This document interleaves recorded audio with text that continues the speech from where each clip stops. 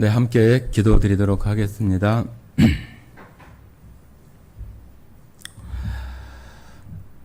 천지 우주 만물의 창조주이시며 주인이신 하나님 아버지, 오늘 이 시간 저희들 다시 이렇게 한자리에 불러주시고 하나님 말씀과 또 하나님께 감사의 찬송과 또 기도를 올려드릴 수 있는 이러한 시간들을 갖게 해주신 은혜에 참으로 감사드립니다.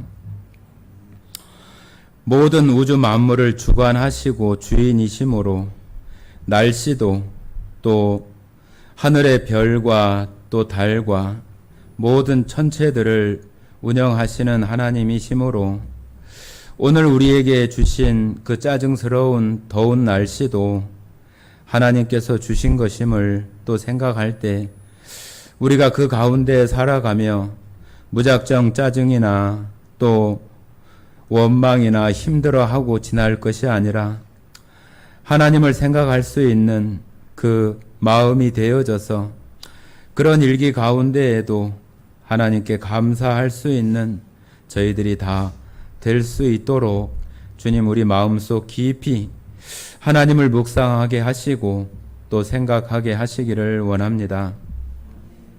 주님, 그런 시간 가운데 이렇게 저희들 불러주셨으니 이 시간 오늘 하루 가운데 있었던 또 복잡하고 우리 마음 가운데 불편하게 했었던 여러 가지 일들을 다 잊어버리고 또 내려놓게 하셔서 이 시간 하나님의 말씀으로 내가 지금 어떤 방향으로 나아가고 있는지를 깊이 생각하게 하시고 다시 나의 위치로 돌아와서 하나님 기뻐하시고 하나님 원하시는 그 방향으로 우리의 삶이 나아갈 수 있도록 오늘 하나님 특별히 큰 능력으로 저희들 안에 역사해 주시기를 원합니다. 사람의 가르침이나 타 이름으로 되어지는 것이 아니라 하나님의 그 은혜와 사랑에 우리의 마음이 감동되어질 때만 그러한 일들이 있는 것을 분명히 잘 압니다.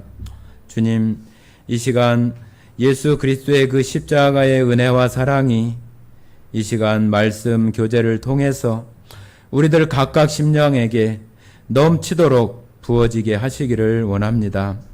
주님, 이 시간 함께하지 못한 성도들에게도 어디 있든지 간에 예수님의 십자가를 생각하는 가운데 하나님께 감사하는 그런 시간으로 흘러갈 수 있게 해주시고 또한 유튜브나 또 방송을 함께 할 수 있는 그런 여건에 있는 성도들은 그 자리에서 또한 방송으로 함께 참여할 수 있는 그러한 또 은혜와 여건들을 허락해 주시기를 원합니다. 주님, 그리하여서 이 시간 우리에게 주는 그 은혜가 그 방송을 타고 그들 심령 안에도 흘러 넘칠 수 있도록 인도해 주시고 오늘의 그 힘듦과 또 어려운 또 고난의 그 여정의 시간들을 하나님 은혜 가운데 위로하시고 다시금 힘을 얻을 수 있도록 주님 역사해 주시기를 원합니다. 오늘 이 시간 가운데 오직 하나님 영광 받으시기를 간절히 원하오며 우리를 사랑하시고 언제나 우리의 주인이 되시는 고마우신 예수님 이름으로 기도드렸습니다. 아멘. 네, 오늘 함께 나누실 말씀 마태복음 24장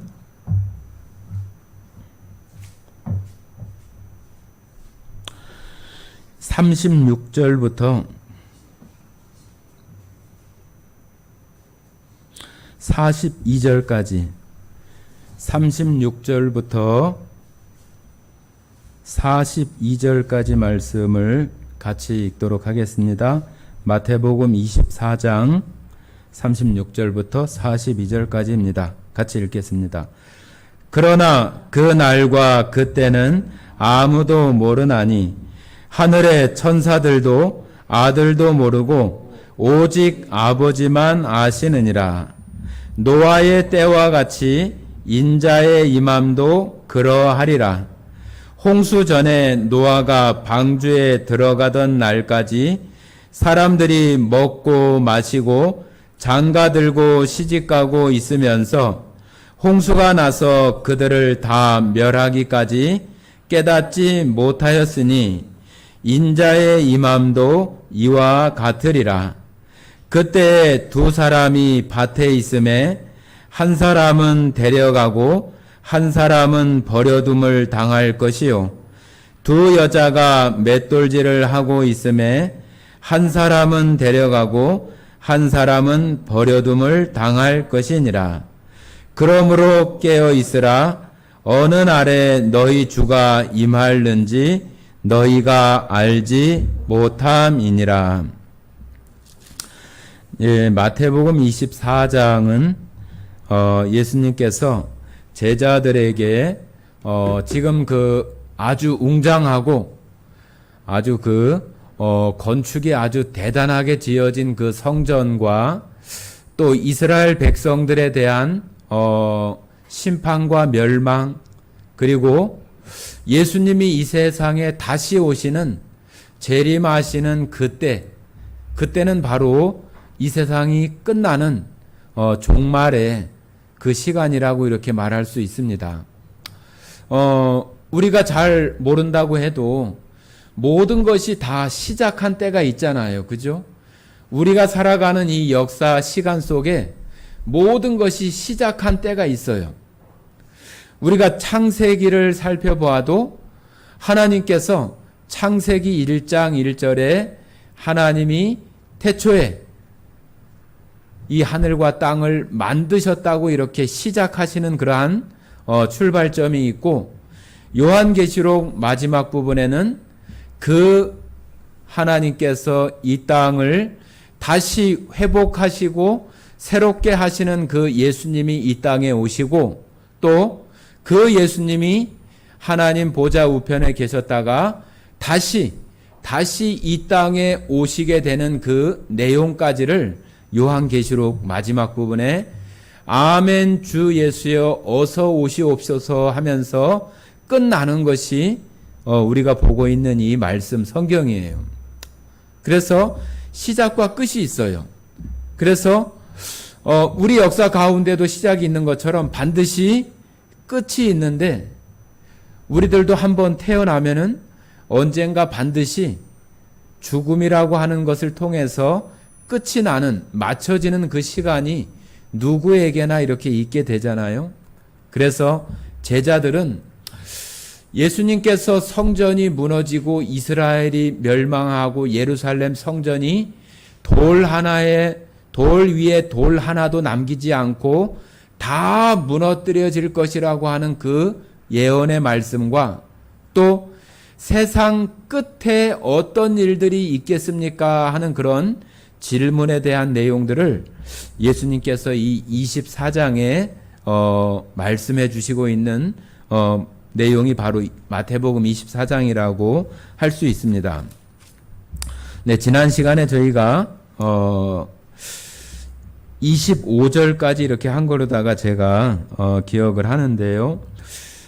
예수님께서 그때에 예루살렘 성전이 돌 위에 돌 하나도 남기지 않고 다 멸망되고 무너지는 그러한 일이 있을 것을 제자들과 예수님을 따라다니는 그런 사람들에게 내가 너희들에게 미리 말했다. 이것이 반드시 이루어질 것이라고 하는 것을 예수님께서 너희들에게 먼저 내가 미리 말해 두었다고 이렇게 이야기하시면서 앞으로 되어질 예루살렘 성전과 이스라엘이 멸망되어지는 그러한 일들을 말씀하신 부분까지 지난 시간에 이렇게 살펴보았습니다. 26절을 제가 한번 읽으면서 같이 한번 또 나눠가도록 하겠습니다. 그러면 사람들이 너희에게 말하되 보라 그리스도가 광야에 있다 하여도 나가지 말고 보라 골방에 있다 하여도 믿지 말라. 자, 여기 보면은 그 거짓 선지자들과 거짓 그 자칭 그리스도라고 하는 그런 자들이 나타나는 그런 일들이 있어지고 그들이 사람들을 미혹하고 유혹하고 속이고 거짓말하는 그러한 일들이 있게 될 것이라고 그 앞부분에 말하면서 지금 다시 이야기를 하시는데, 그때가 되어지면은 사람들이 그리스도가 저 광야에 있다, 또 그리스도가 저 골방에 있다 해도 믿지 말라는 얘기예요. 예수님이 이 땅에 다시 오시는 그런 마지막 때나 그럴 때는 그렇게 아무도 모르는 듯이 누구에게만 이렇게 나타나는, 예수님께서 이 땅에 처음에 오실 때 이 세상이 다 알도록 오시지 않았어요. 그죠? 저 예루살렘에 그 마구간에서 이렇게 태어나시는 그 예수님이 우리 한국이나 다른 유럽이나 그런 데는 뭐 누가 왔는지 안 왔는지 알 수 없어요. 그렇게 아주 누구도 잘 알지 못하고 동방의 박사들이나 또 목동들 몇 사람이 그런 것을 나중에 태어나고 나서, 또 동방 박사들은 큰 별을 보고 그 기상을 관측하고 천지를 연구했던 그런 동방 박사들은 그 별을 보고 무언가 큰 어떤 그 인물이 태어날 것이라고 하는 것을 생각하고 예수님을 찾아왔었던 그런 일들이 있었을 뿐이지, 그 예수님이 정말로 그리스도이시고 하나님이 준비한 메시아이시고 구원자라고 하는 것들은 분명하게 알지 못했어요. 그런데 예수님이 이 땅에 다시 오시는 때에는 그것처럼 여기 있다 저기 있다 그렇게 몇 사람만 알거나 누구에게 이렇게 따로 해서 오시거나 그러지 않는다는 얘기예요. 그러니까 절대로 그런 일이 누군가가 이야기한다고 해서 믿지 말라는 얘기예요. 믿지 말아라.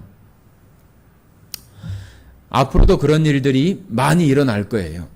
누군가가 무슨 일을 봤다, 어떤 현상들을 봤다.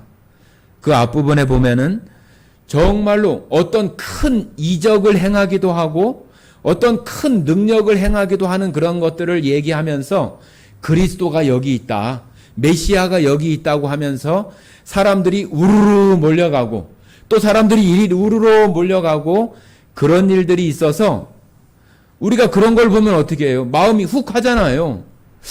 정말로 저런 것을 사람들이 할 수 없는 것인데 저런 일을 하네.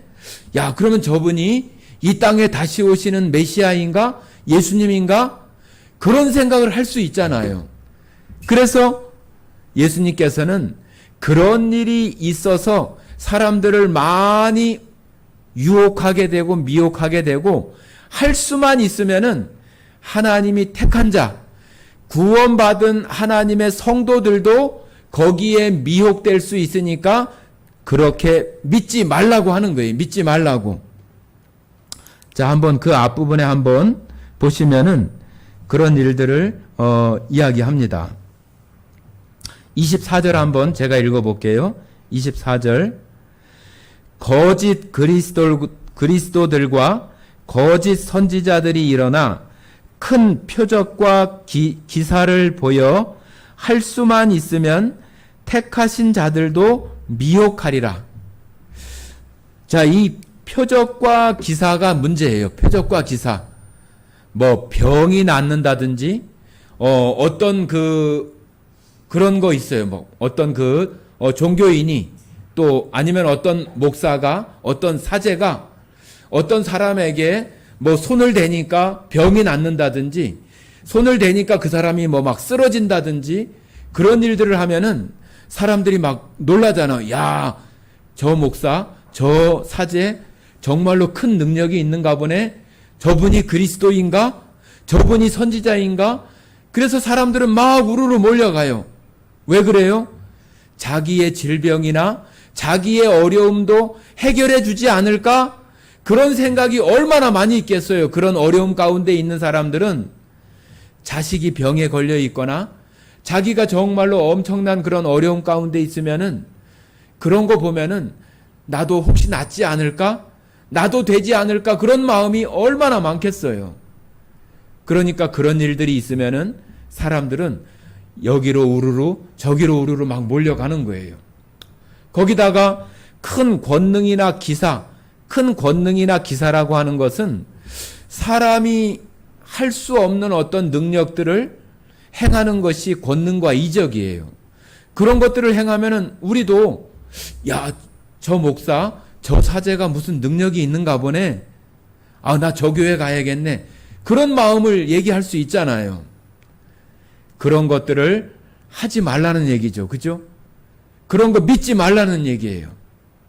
그런 걸 통해서 택하신 자들도 하나님이 택하신 그런 사람들, 여기로 얘기한다면 제자들까지도 미혹해서 그 사람의 마음을 홀려가지고 넘어가게 할 수 있는 그런 일들이 얼마든지 일어날 수 있다고 하는 거예요. 그러니까 믿지 말라고 하는 거예요. 그런데 예수님이 이 땅에 다시 오시는 그런 마지막 때가 되어질 때는 말씀드린 것처럼 예수님이 이 땅에 처음 그 마구간에 오시는 것처럼 아무도 모르게 오는 것처럼 그렇게 오시지 않는다는 얘기예요. 그러니까 누군가가 내가 그리스도다 하고 막 얘기하면은 그거 다 거짓말이란 얘기예요. 자, 한번 27절 보시겠습니다. 27절 같이 읽어볼까요? 번개가 동편에서 나서 서편까지 번쩍임같이 인자의 임함도 그러하리라. 자, 여기 인자는 예수님이 자기를 말할 때 인자라고 얘기하는 거예요. 인자. 이 인자라고 하는 표현은 구약성경 다니엘서의 그 7장 13절에 보면은 인자 같은 이가 내려오시는데 하면서 그 인자, 하나님의 그 아들이신 예수님이 이 땅에 오시는 모습을 사람의 아들의 모양으로 오는 거, 인자잖아요. 사람 인자에다가 아들자예요. 인자. 그래서 사람의 아들과 같은 모양으로 오시는 분이 예수님이시잖아요. 그래서 예수님은 그리스도이신 자신을 말할 때 인자라고 얘기해요. 뭐 저는 김동문인데 저를 다른 거로 이렇게 표현한다면은 예수사랑교회 목사라고 이렇게 말할 수 있는 것처럼 예수님을 자기를 말할 때 나타내는 그 표현이 인자란 얘기예요. 인자. 그러니까 이 이야기는 뭐냐면은 예수님이 다시 이 땅에 오실 때에는 여러분 번개가 칠 때 숨어서 쳐요. 모두가 다 보이게 쳐요. 안 보일 수가 없어요. 그 빛이 얼마나 강렬하냐 하면은 그 번개가 치는 그 주변의 그 온도가 엄청나고 그 밝기가 엄청나게 밝은 거예요. 그래서 빛이 안 들어와도 이쪽에서 번개가 쳐도 창문이 이쪽에 있으면 이쪽에서 번쩍하는 게 느껴지고 보여져요. 그래서 예수님이 이 땅에 다시 오시는 그때는 이 세상 모두가 알 수 있도록 예전처럼 그렇게 아무도 모르게 그 마구간에 오시는 것처럼 그렇게 오시지 않는다는 얘기예요. 그러니까 누군가가 여기 있다 저기 있다, 내가 그리스도다, 내가 예수님의 직통 계시를 받은 뭐다, 다 거짓말이란 얘기예요. 다 거짓말. 거기에 미혹되면 된다고요? 안 된다고요? 미혹되면 안 된다. 그들이 무슨 권능이나 기사를 행한다 할지라도 그 사람이 그런 권능이나 기사를 할 수 있을지 모르지만은 그가 그리스도는 아니라는 얘기예요. 그리스도. 무슨 말씀인지 아시죠? 목사님이나 하나님의 일을 하는 사제들이 하나님으로부터 은사와 능력을 받아서 그런 일을 혹 할 수도 있어요. 그런데 자신이 그런 걸 하면서 내가 그리스도야 그렇게 말하는 것은 아주 잘못됐다고 하는 거예요. 그런 능력이 있을 수는 있으나 그가 그리스도, 이 땅에 오시는 예수님이 아니라고 하는 것이에요. 그래서 거기에 미혹되지 말아라는 얘기예요. 미혹되지 말아라. 앞으로 그런 일들이 예전에도 많이 있었고 앞으로도 더 많이 일어날 수 있는 시대에 우리가 살아가고 있는 거예요. 여러분, 지금은 저 미국 어느 구석에서 일어나는 일들도 실시간으로 우리가 다 알 수가 있어요.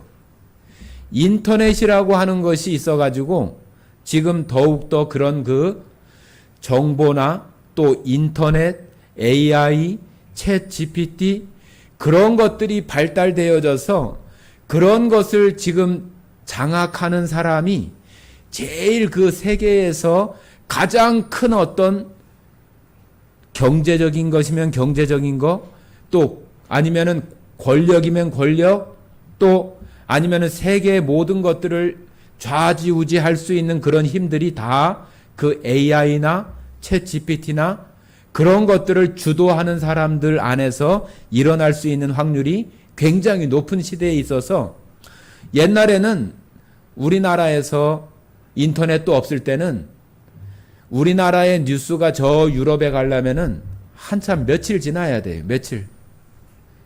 제가 독일에 가 있을 때도 보면은 며칠 지난 뉴스가 거기 나오고 그래요. 그런데 지금은 실시간으로 금방금방 인터넷에 올려가지고 금방 촬영해서 금방 올리고 금방금방 알아요.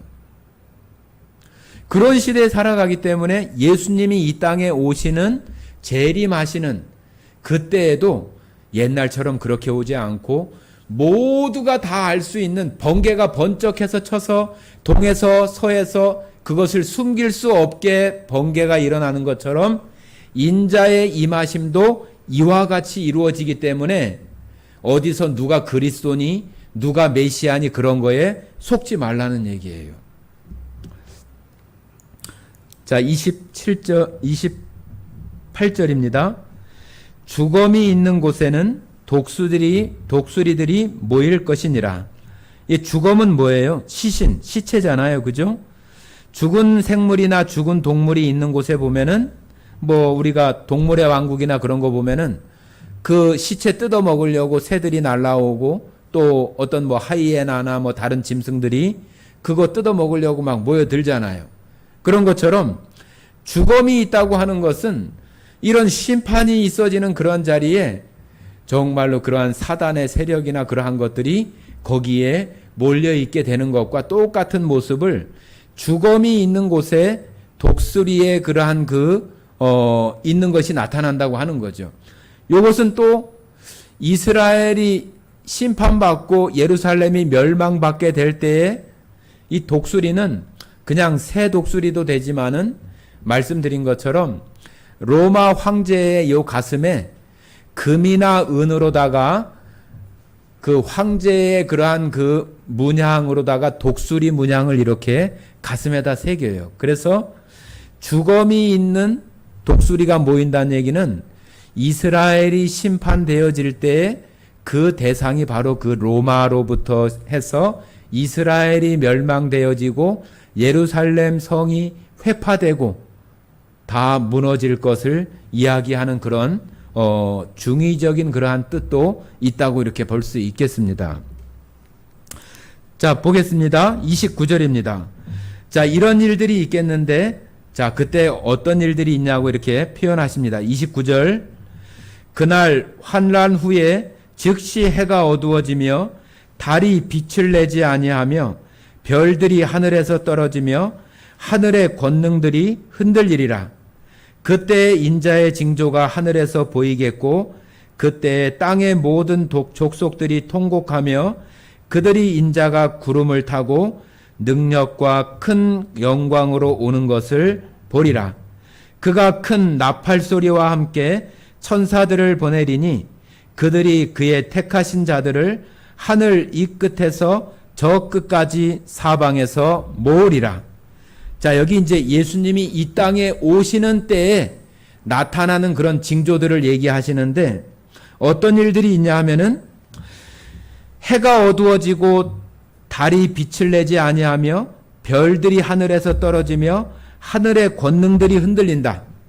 하늘의 권능들이 흔들린다는 얘기는 하늘의 어떤 하나님이 정하신 그 천체와 우주의 질서와 법칙들이 있는데 그런 것들이 흔들리기 시작하고 또 그 우주의 또 별들의 해와 달의 여러 가지 그 일들, 지금까지 있지 않았던 그런 징조들이 나타나게 된다고 하는 거예요.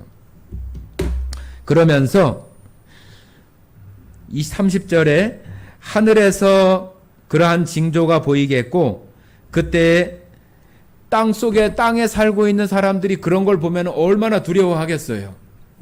우리가 가끔 영화를 보면은 저 우주의 행성들이 파괴되어져 가지고 그 별이 파괴되면서 지구와 충돌해서 지구가 멸망되어진다든지 그런 그 영화들, 그런 것들을 우주적인 상상을 동원해 가지고 영화를 만든 영화들이 많잖아요.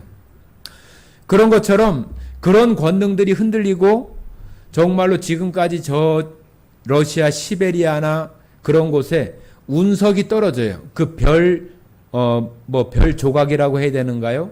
그런 것들이 떨어지면은 조그만 것이 떨어지니까 그냥 구덩이만 파이고 말지, 만약에 이 전라북도만한 것이 떨어진다고 생각을 해보세요. 그 공이 여기 있는데 공을 여기다가 이렇게 줄에다 매달아 놓고 그냥 작은 좁쌀만한 거 갖다 이렇게 던지면은 아무 표시도 안 나겠지만은 야구공 갖다가 이렇게 딱 던진다고 생각을 해보세요. 그러면은 그 공이 어떻게 되겠어요? 가만히 있어요? 뻥 하고 이렇게 움직이겠잖아요. 지구가 그렇게 움직이고 충격을 받는다면은 얼마나 큰일이 일어나겠어요. 그러니까 그런 그 과학적인 상상으로 만들어낸 영화들이, 그런 영화들이 얼마나 많아요. 그러니까 그런 우주의 질서들이 약간씩 깨어지고 규칙들이 틀어진다고 한다면은 엄청난 일들이 일어나는 거죠. 그러면은 이 땅에 살고 있는 우리들은 이렇게 조금 장마만 져도 온도만 올라가도 이렇게 난리들인데, 그런 일들이 있어 봐요. 얼마나 이 사람들이 놀라고, 야, 정말로 이제는 다 죽었겠구나. 그런 마음들이 얼마나 나겠어요. 그런 일들이 있을 때에 예수님께서 재림하시는 그런 때가 되어지는데, 그때 31절에 큰 나팔 소리와 함께 천사들을 보내가지고 하나님이 택한 자, 여러분과 제가 예수님의 그 십자가의 피로 말미암아서 하나님의 택함을 받은 사람들이에요. 하나님의 자녀로 택함을 입은 그러한 사람들이 되어져서 천사들을 보내서 그 택한 자들을 저 하늘 끝에서 저 하늘 끝까지, 이건 무슨 말이에요? 이 땅에 살고 있는 모든 사람들 가운데에서 하나님의 택하신 자들을, 천사들을 보내가지고 다 모은다는 얘기죠. 그죠? 우리가 생각할 때는 그렇죠. 아이고, 그걸 어떻게 모아? 이 사람이 저기 있고 저기 있고 어디, 그걸 어떻게, 가당치도 않지. 어떻게 모아? 우리 그렇게 얼마든지 생각할 수 있어요. 그러나 그것은 우리 생각이고, 하나님은 이 우주와 만물을 만드신 분이에요. 여러분들, 모래 속에 아무리 많은 철가루가 있어도 자석을 쫙 갖다 대면은 그 철가루 다 끌어올려지게 돼 있어요. 그런 것들도 간단하게 되어지는데, 우리 생각으로 아이고 그게 어떻게 돼?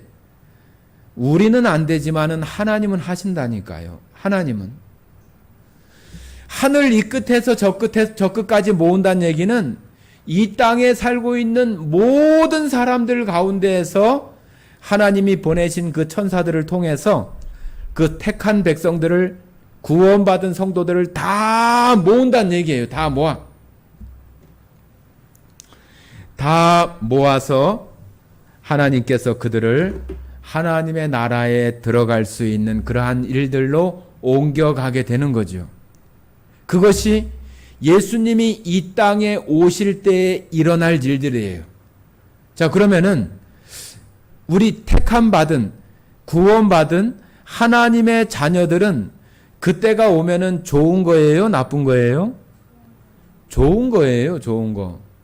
여러분들 일주일 동안 이렇게 일을 하다가, 지금은 금요일까지밖에 일 안 하는 데가 많지만은 예전에는 뭐 거의 일요일도 하고 토요일도 일 많이 하고 또 옛날에는 또 뭐 반공일이 있어가지고 토요일 날 오전까지도 하고 그랬는데 그건 아주 이제 다 해묵은 얘기가 돼버렸어요. 지금은 5일 일하는 것이 우리나라의 그 어떤 그 정설이 되어 있고 노동계에서는 또 그것도 노동이나 그러한 그 실업자들을 줄이기 위해서 시간을 또 나누려고도 하고 또 저 유럽, 프랑스나 그런 데는 4일 근무를 하려고 하고 여러 가지 어떤 그 탄력적인 그러한 근무들이 자꾸 여러 가지로 이렇게 그 나타나요. 그런데 우리가 하루를 쉬는 것만 해도 일 안 나가고 쉬는 것만 해도 좋은데 우리가 이렇게 살면서 오늘같이 이렇게 덥고 짜증나고 힘든 이런 것들을 이제는 다 끝내고 천사들과 함께 그 하나님 나라에서 영원히 살 수 있는 그러한 때가 되어진다고 한다면은 얼마나 좋아요. 얼마나. 예전에 그런 예를 많이 들었잖아요. 지금은 아이들이 그런 거 아니지만은 예전에 저희들은 구슬치기 하고 구슬 따먹기 하고 딱지치기 하고 동그란 딱지 있잖아요. 그 딱지 이렇게 친구들하고 이렇게 뭐 해가지고 막 비료 부대에다가 이렇게 따가지고 가지고 다니고 그랬어요. 그거 어른들이 볼 때는 그거 아무것도 아니잖아요. 그죠? 그런데 그거 잃으면은 뭐 세상 다 잃은 사람처럼 그냥 막 서로 싸우고 다투고 친구들끼리 막 그러거든요. 그러는데 나중에 우리가 이제 어른이 돼서 보니까 그거 별거 아니거든요. 별거 아니에요. 우리가 하나님의 나라에 정말로 예수님이 이 땅에 오셔서 우리를 정말로 천사들을 보내서 다 모아서 하나님 나라에 데려가는 그때가 되어지면은 이 땅에 있었던 그런 것은 마치 그 딱지나 구슬이나 그런 놀이 했던 것처럼 아무것도 아닌 거예요. 그러면은 거기에서 지금까지에 있었던 것과는 전혀 새로운 것으로 우리에게 채워주시고 누리게 해주시는 것이 있기 때문에 우리에게는 아주 기쁨의 날이고 즐거움의 날이고 영광스러운 날이고 오히려 우리가 기대하고 고대하던 일들이잖아요. 우리가 예수님을 믿는 이유가 뭐예요? 하나님 나라, 천국에 가게 되는 그러한 것을 우리가 어떻게 보면은 목적이나 목표를 삼고 있는 거 아니에요? 이 땅에 살아가면서 내 마음의 평안함이나 안락함이나 그러한 것들도 필요하지만은 우리가 그것을 영원히 지속할 수 없기 때문에 우리가 영생을 얻어서 하나님의 나라에서 영원히 살아가는 그것을 우리가 기대하고 고대하는 거잖아요. 예수님이 오시는 때는 우리들에게는 정말로 환영하고 맞이하게 될 날이죠. 그래서 요한계시록에서는 아멘 주 예수여 어서 오시옵소서 하고 이렇게 기도하는 거예요. 자, 예수님이 오시는 때는 바로 이와 같은 것이란 얘기죠.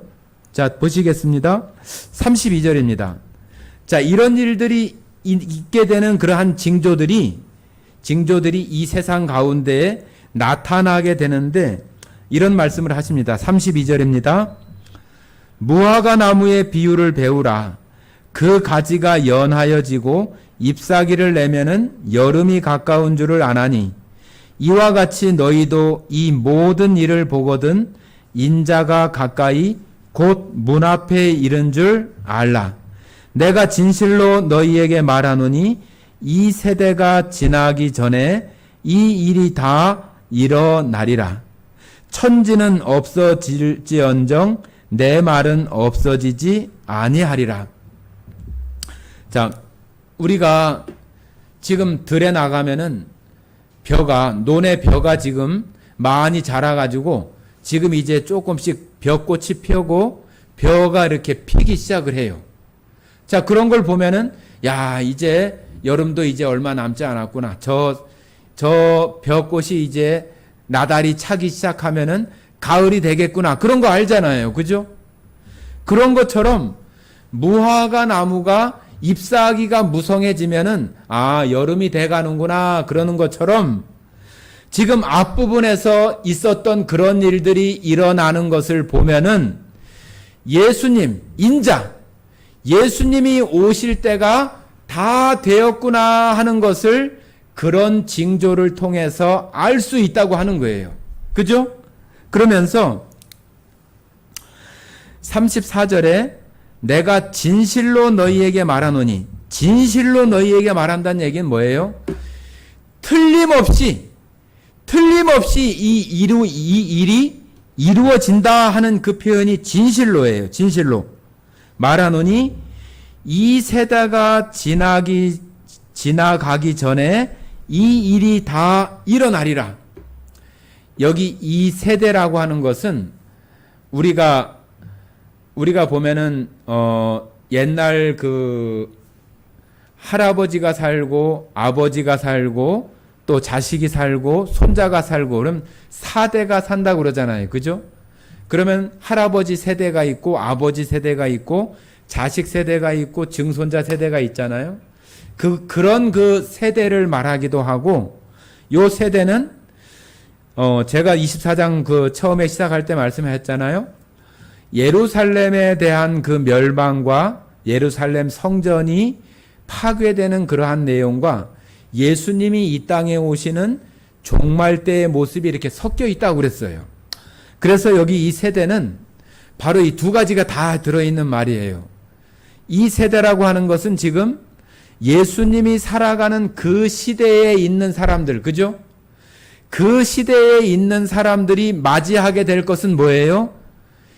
예루살렘 성이 다 무너지고 돌 위에 돌 하나도 남지 않고 다 무너지고 이스라엘이 멸망하는 그 일은 그 세대가 지나가기 전에 다 이루어지는 거예요. 완벽하게. 그래서 예수님이 지금 이 말씀을 하시고 한 40년 후에 예루살렘이 멸망하는 거예요. 실제로. 그리고 예루살렘 성전이 완전히 무너져 버리는 거예요. 그 일이 일어나는 것과 요 한 세대라고 하는 이 세대 표현이 다른 그 성경을 찾아보면은 이 세상 전체를 표현할 때도 이 세대라고 하는 말을 써요. 그래서 말씀드린 것처럼 이 예루살렘에 대한 멸망과 이 세상이 맞춰지는 그 종말, 끝나는 때에 그 세상이 맞춰지는 때, 그때가 될 때에 다 이런 일들이 이루어지겠다고 하는 것은 말씀드린 것처럼 예루살렘의 멸망과 예수님이 오시는 그 종말 때에 일어나는 징조들이 다 일어나게 된다고 하는 거예요. 자, 무슨 말씀인지 아시겠죠? 자, 그러면서 35절에 예수님께서 뭐라고 말씀하시냐면은 천지는 없어질지언정 내 말은 없어지지 아니하리라. 이 말은 무슨 표현이에요? 하나님이 말씀하신, 예수님이 지금 말씀하신 이 일은 분명히 이루어진다. 절대적으로 이루어진다. 그 예수님이 하신 그 말씀에 대한 확증적인 그러한 내용을 이렇게 표현하신 거예요. 천지가 없어질지언정 내가 한 이 말, 이 약속, 이 예언의 말씀은 반드시 이루어진다. 반드시 이루어진다고 하는 말씀을 이렇게 표현하시는 거예요.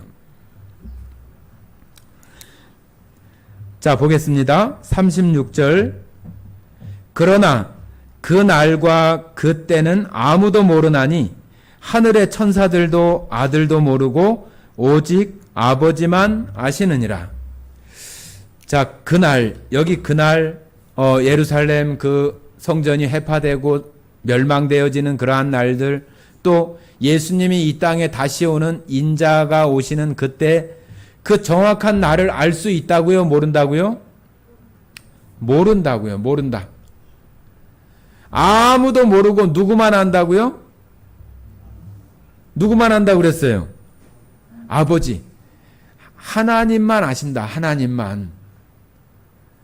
자, 여기 아버지만 아신다. 이 말이 우리가 생각할 때는 왜 예수님이 모르시지? 예수님은 하나님의 아들의 모습으로 오시는 하나님인데 왜 예수님은 모른다고 하지?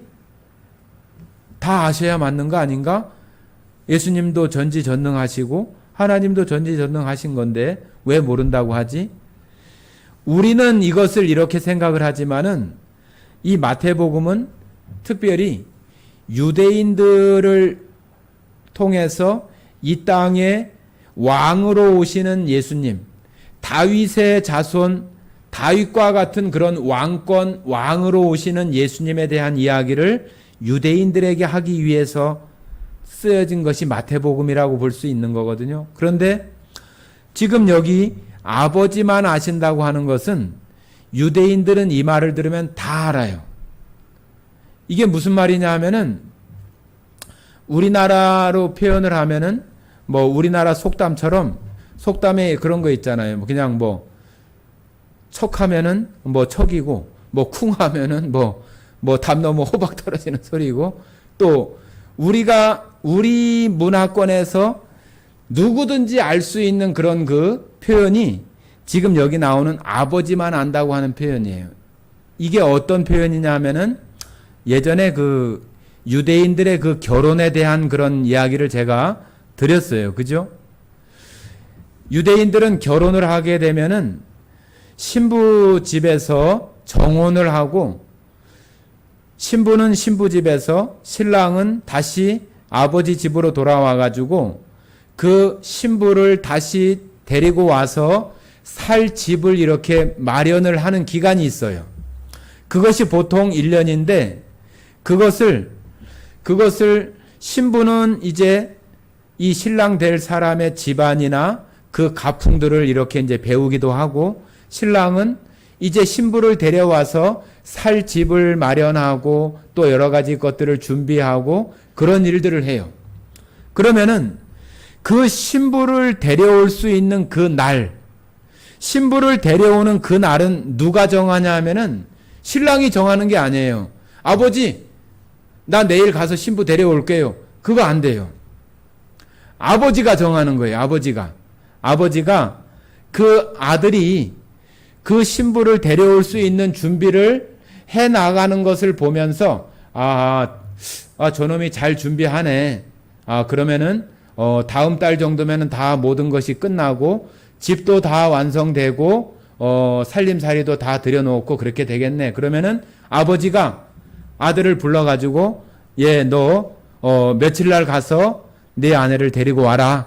그렇게 얘기를 하는 거예요. 그래서 그 날은 아버지만 아신다고 하는 것은 바로 그 유대인 결혼에 대한 그런 얘기 속에 있는 것이라서 유대인들은 이 말을 들으면 금방 아는 거예요. 금방 아는 거. 그래서 이 아버지만 아신다고 하는 것은 바로 예수님도 그러잖아요. 우리를 위해서 처소를 예비하러 가신다고 이렇게 말씀하시잖아요. 그죠? 요한복음 14장에 보면은 우리를 위하여 처소를 예비하러 가노니, 그죠? 그렇지 아니하면은 뭐 하면서 그 말씀이 있어요. 그죠? 그런 것처럼 예수님도 예전에 제가 말씀드린 것처럼 우리가 예수님을 믿고 또 우리가 침례를 받는 것은 예수님과 결혼하는 거라고 그랬어요. 그죠? 그래서 우리가 지금 결혼하고 있는 상태에서 예수님이 이 땅에 다시 오시는 것은 뭐예요? 우리를 데리러 오는 거예요. 마치 그 신부 아내를 데리러 오는 그런 유대인들 그 결혼 풍습처럼 예수님이 이 땅에 오셔서 십자가의 그 일로 말미암아서 우리를 구원하시면서 교회를 만드시잖아요. 교회. 우리가 교회의 일원들이잖아요. 그러면 그 교회가 이 땅에 있고 예수님은 부활하셔서 하나님 우편에 가 계셨다가 이제 교회가 완성되면은 그 아버지 하나님께서 예수님을 보내가지고 저 교회 신부를 데리고 와라 하는 그런 표현처럼 아버지만 아신다고 하는 표현이 바로 그 말이에요. 그러면은 예수님이 오셔가지고 이 교회 여기에 택한 자들을 다 데리고 하늘에 올라가서 뭘 해요? 혼인잔치를 하잖아요. 혼인잔치를. 똑같잖아요. 유대인들의 그 결혼 풍습을 이야기를 하면서 자기들이 잘 아는 것을 이야기를 하고 예를 들어야 쉽게 알 수 있잖아요. 그래서 예수님은 이와 같은 표현을 하는 거예요. 아버지만 아신다. 천사들도 모르고 어느 누구도 모르고 아들도 모르고 아버지만 안다고 하는 것은 바로 그 신부를 데려오는 그런 날짜. 그게 뭐예요? 신랑이 오는 날이잖아요. 여기도 인자가 임하는 날이잖아요. 그거는 아버지만 아신다고 하는 그 표현을 그렇게 하시는 거예요. 자, 무슨 말씀인지 아시겠죠? 자, 보시겠습니다. 자, 보겠습니다. 그때 어떤 일들이 있는지 보겠습니다. 37절입니다. 노아의 때와 같이 인자의 임함도 그러하리라. 홍수 전에 노아가 방주에 들어가던 날까지 사람들이 먹고 마시고 장가들고 시집가고 있으면서 홍수가 나서 그들을 다 멸하기까지 깨닫지 못하였으니 인자의 임함도 이와 같으리라. 자, 예수님이 이 땅에 오시는 때를 어느 때하고 비유했어요? 노아 때하고 비유했어요. 노아 때. 노아 때 큰 홍수가 있었잖아요. 홍수로다가 이 세상을 심판하신 것처럼 예수님이 이 땅에 다시 오시는 때도 마찬가지인데, 그때 노아하고 노아의 식구들은 뭐 했어요? 노아가 식구들과 함께 방주를 만들었잖아요. 배를 만들었잖아요. 하나님께서 심판하시겠다고 하는 그런 말씀을 듣고 배를 짓기 시작했잖아요. 그런데 다른 사람들은 어떻게 했어요? 여기 있는 것처럼 먹고 마시고 시집가고 장가가고. 여기 먹고 마시고 시집가고 장가가고, 이것이 좋은 거예요, 나쁜 거예요?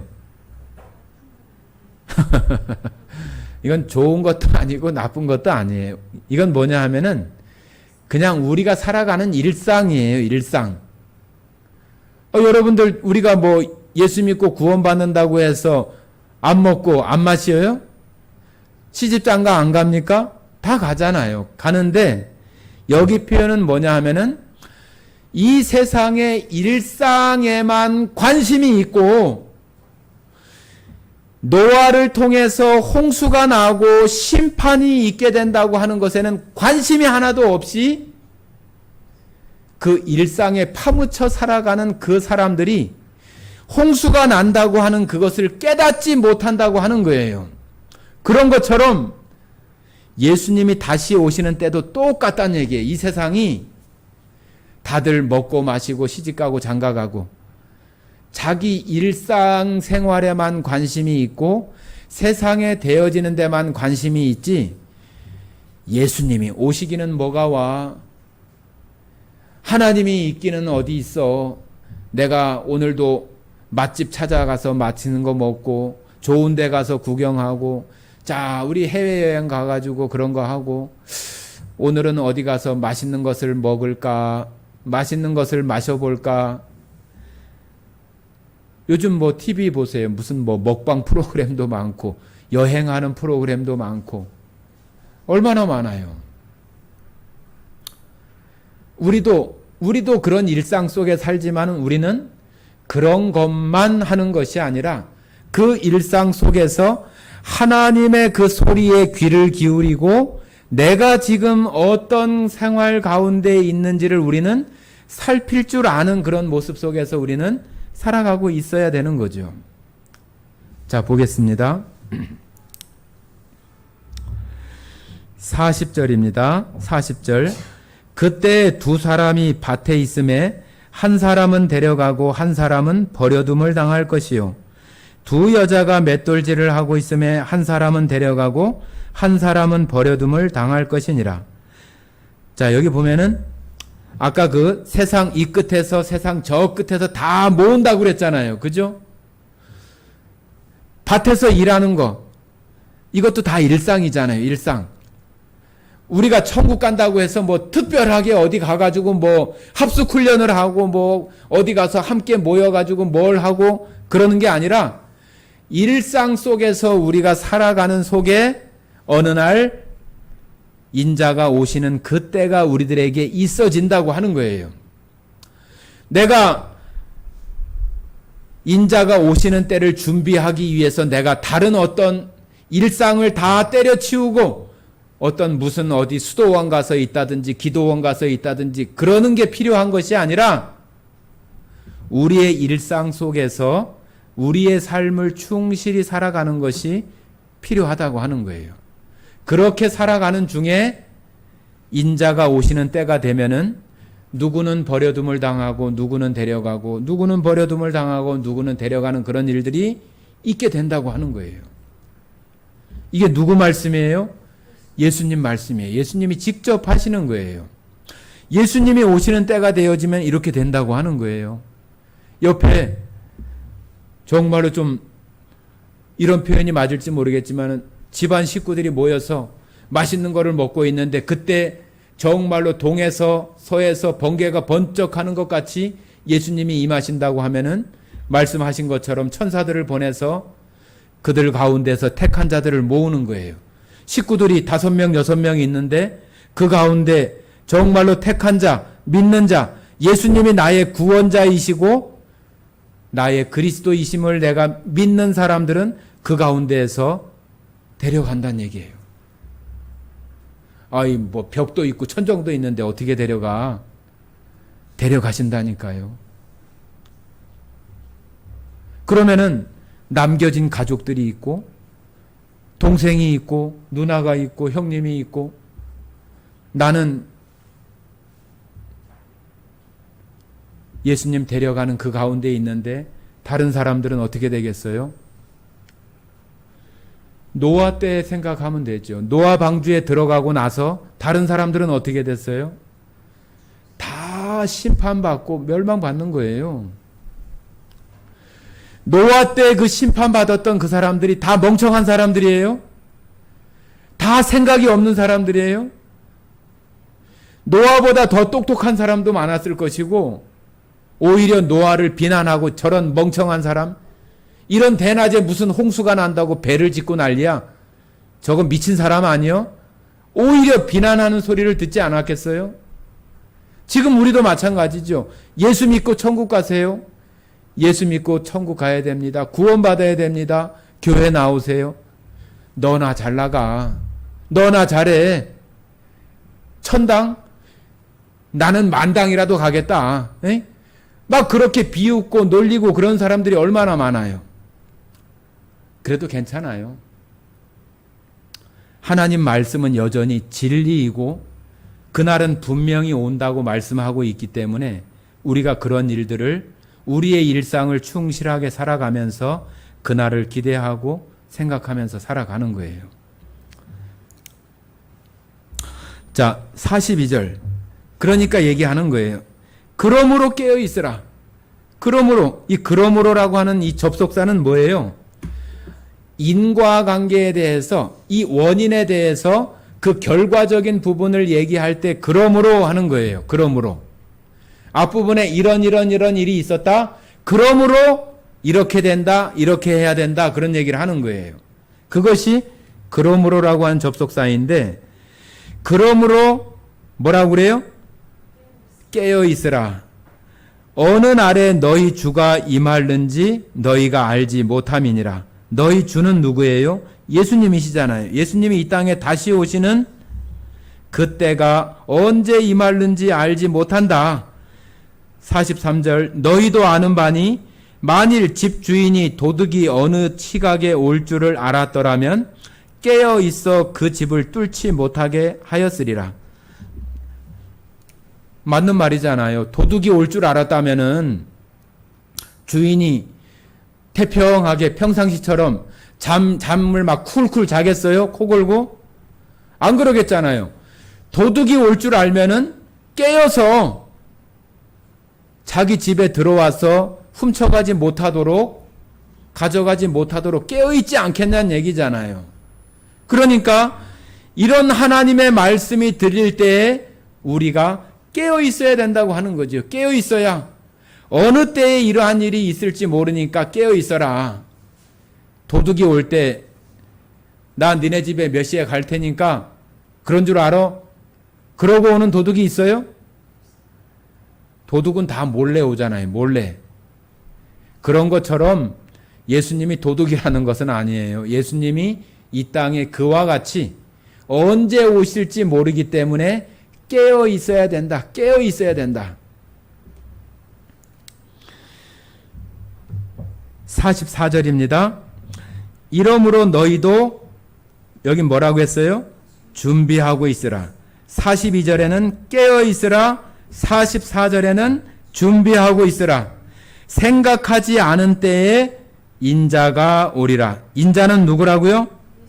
예수님. 이 땅에 다시 오시는 예수님을 얘기하는 거예요. 인자가 오리라.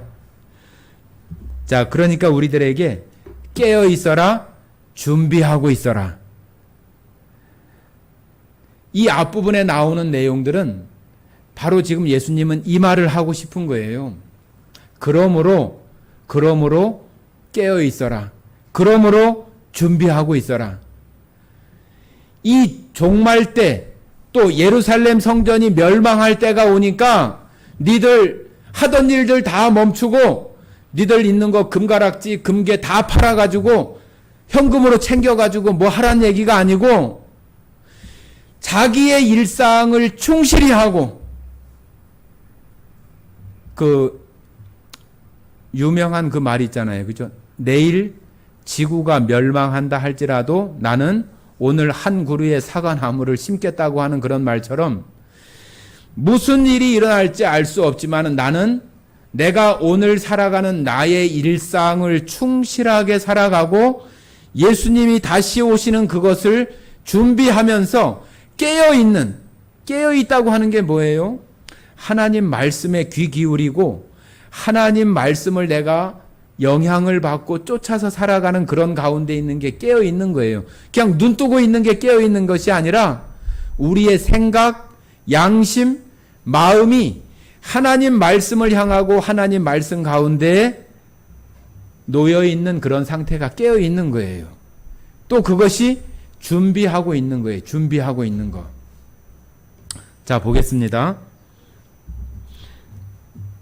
그러면서 어떤 것이 잘 준비하고 있는 것이고 어떤 것이 잘 깨어 있는지를 또 예를 들어서 말하는 거예요. 45절입니다. 충성되고 지혜 있는 종이 되어 주인에게 그 집 사람들을 맡아 때를 따라 양식을 나눠줄 자가 누구냐?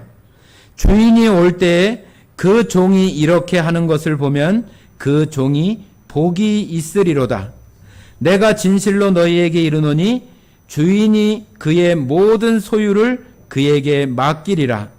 만일 그 악한 종이 마음에 생각하기를 주인이 더디 오리라 하여 동료들을 때리며 술 친구들과 더불어 먹고 마시게 되면 생각하지 않은 날 알지 못하는 시각에 그 종의 주인이 이르러 엄히 때리고 외식하는 자가 받을 벌에 처하리니 거기서 슬피 울며 이를 갈리라.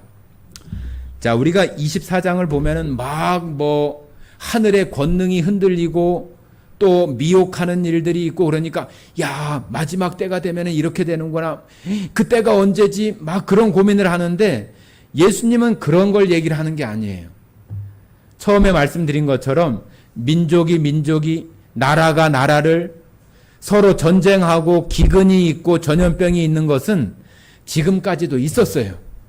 또 앞으로도 있을 것이고 지금도 있어요. 코로나와 같은 그런 전염병이 있는 것처럼 앞으로 그보다 더한 것들이 더 많이 자주 올 거예요. 그러니까 그런 것들이 우리의 일상생활, 직장, 학교, 시집가고 장가가고 먹고 마시고 그런 일상 속에 계속 되는 거예요. 계속 되는 거. 그러니까 누군가가 와서 내가 그리스도야, 내가 큰 권능이나 기사를 행한다고 해서 거기 따라가거나 미혹되거나 그러지 말란 얘기예요. 우리의 일상을 충실히 살아가면서 처음에 말씀드렸잖아요. 우리가 일주일 있다가 뭐 멸망이 온다든지 예수님이 오신다는 것이 확실하다고 하면은 여러분들 출근하겠어요?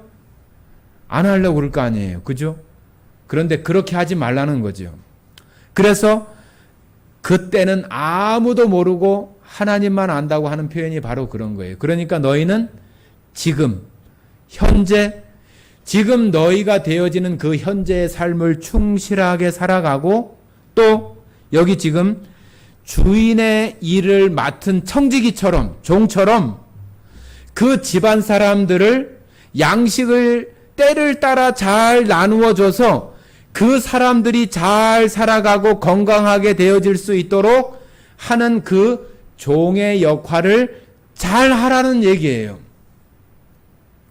이 종말을 잘 준비하라는 얘기가 아니고 우리의 일상 속에서 깨어 있어서 예수님이 오신다고 하는 것을 잘 기억하고 또 그것을 준비하면서 나에게 맡겨진 일, 목사면은 목사로서의, 또 전도사는 전도사로서의, 또 각각의 주어진 자기의 삶, 그리고 예수님이 이 땅에 다시 오신다고 하는 그 복음을 전하는 그러한 일들, 그런 걸 통해서 그 사람들을 돌보는 거. 옛날에 우리 저쪽 교회에 있을 때 테라피 했었잖아요. 그죠? 힐링 테라피 있었잖아요. 좀 마음 아픈 얘기는 하지만은 그 테라피가 치료, 소생, 그런 의미가 있는 건데, 지금 여기 사람들을 잘 돌보는 거, 그것을 우리가 얘기하는 테라피라고 하는 그 단어의 헬라어 단어를 가져다가 그 근원되는 그 단어를 쓰고 있어요.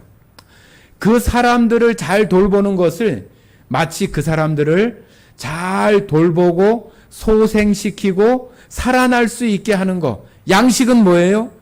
하나님의 말씀. 하나님의 말씀으로 세상에 지금 하나님의 말씀이 없어서 죽어가는, 약해지고 정말로 힘없는, 멍에에 눌려있는 그런 사람들에게 그 양식과 같은 하나님의 말씀을 주어서 그들을 다시 테라피, 소생케 하고 다시 살아나게 하는 그런 일들을 누가 해요? 종이 하는 거잖아요. 종. 그 종이 누구예요? 여러분과 저가 종이잖아요. 예수님이 이 땅에 다시 오시면은 천사들을 통해서 우리가 다 모아질 택함을 받은 다 종이잖아요. 그 종들이 일상 속에서 자기에게 주인으로부터, 하나님으로부터 나에게 맡겨진 일, 우리가 복음 전하고 서로 교제하고 또 교회 공동체가 함께하는 그런 일들 속에서 하나님의 복음을 확장하고 그런 일들을 우리가 잘 하는 것이 종의 역할을 잘하는 거예요. 우리 각각에게는 우리의 일상생활에서 복음을 잘 전하고 또 주변에 있는 사람들을 예수님의 그 사랑으로 그가 살아날 수 있도록 복음을 통해서, 하나님 말씀을 통해서 살아날 수 있도록 잘 돌봐주고 생명을 얻게 하는 것이 결국은 하나님께서 우리 종들에게 맡겨진 거죠. 그러면 하나님이 왔을 때, 예수님이 왔을 때 우리를 어떻게 하신다고요? 칭찬하신다는 얘기죠. 너 참 고생했구나. 너 그때 많은 눈물 흘리고 고생하고 힘들었는데 내가 그 눈물 다 닦아주고, 요한계시록 21장에 나오는 내용이 그 내용이 아닙니까? 우리가 그런 일들이 없다면은 예수님이 우리의 눈물을 닦아줄 것도 없고 위로할 것도 없고, 그러면 우리는 뭐예요? 충성되지 못한 종이 되고 깨어있지 못한 종이고 준비하지 못하는 종이고, 주인이 어느 때에 올지 모르고 아이고 언제 오겠어, 아직 멀었어, 그러면서 그냥 여기 나오는 것처럼 술 마시는 친구들 불러다가 술 마시고 놀고 그러면은 그 주인이 와서 야, 너 잘했다 그러겠어요? 혼내겠잖아요. 여기 나오는 것처럼 그 사람 것을 다 빼앗아다가 그 어두운 데에다가 내쫓고, 그죠? 슬피 울며 이를 갈은 그런 끔찍한 그러한 결말이 되어지는 모습들을 표현하고 있잖아요.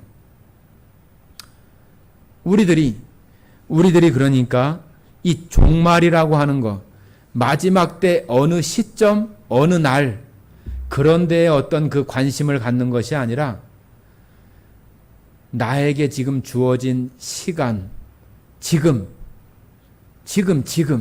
그죠? 현재 우리의 삶에 있는 그 속에서 깨어있고 준비하는 그런 모습으로 하나님의 종으로서의, 예수님의 제자로서의 그러한 삶을 우리들이 살아가는 것이 예수님이 오셨던 그 때가 바로 종말이라고 하는 때의 시작이라고 그랬잖아요. 그리고 예수님이 다시 오시는 때가 정말로 끝나는 날이에요. 그럼 지금 우리는 어디 있어요? 이 사이에 있잖아요. 이 사이에. 이 사이에 있는 거예요. 종말은 벌써 시작이 되었고 아직 끝나지 않았고 그 시점이 다가오고 있는 그 시대에 우리가 살고 있다는 얘기예요. 그러므로 그날이 언제인지 1년 후인가 2년 후인가 그런 거 관심 갖지 말고 현재의 삶에 충실하고 또 하나님이 맡겨주신 각각에게 맡겨주신 그 일들을 충실히 잘 감당해서 인자가 오실 때에 칭찬받을 수 있는 그런 모습으로 깨어서 준비하고 살라고 하는 것이 중심 소재예요. 중심 소재. 뭐 하늘의 권능이 흔들리고 뭐 그런 게 중요한 게 아니고 우리로 하여금 그런 일이 있다 하여도 요동하지 않고 하나님을 바라보고 항상 깨어서 준비하고 자기의 삶을 살아가라고 하는 거예요. 여러분들 오늘 이 말씀을 들으시면서 정말로 내가 지금 어떤 모습 가운데 정말로 예수님이 어느 날 오신다면 나를 보고 어떻게 보실까? 정말로 잘했다 충성된 종아 하실 것인가? 이런 악한 종이라고 하실 것인지 우리 스스로가 우리에게 답할 수 있는 그런 모습들이 되어져서 정말로 우리가 칭찬받지 못할 위치에 있다고 한다면은 늦지 않았어요. 괜찮아요. 다시 지금 그랬던 거는 또 옛날이니까 다시 지금 하나님 원하시는 그 자리에 오면 되는 거예요. 다시 거기서 시작하 나가면 되는 것입니다. 우리의 삶이 그렇게 고쳐져 가고 바로 잡아져 갈 수 있기를 원합니다. 함께 기도하고 마치겠습니다. 사랑 많으신 아버지 하나님 감사드립니다. 오늘 예수님께서 정말로 원하시는 이 종말의 시간을 살아가는 우리 성도들에게 원하는 삶이 어떤 것인지를 살펴보았습니다. 성도들 심령들마다 참으로 깨어서 주님의 오심을 준비하며 살아가는 모든 성도들이 되어져서 그날에 하나님 앞에 위로받을 것이 있고 칭찬받을 것이 있고 상 받을 것이 있는 깨어있는 준비하는 종으로 살아갈 수 있도록 주님 함께 하시고 능력을 더해 주시기를 간절히 원하오며 우리를 사랑하시고 언제나 함께 하시는 예수님 이름으로 기도드렸습니다. 아멘.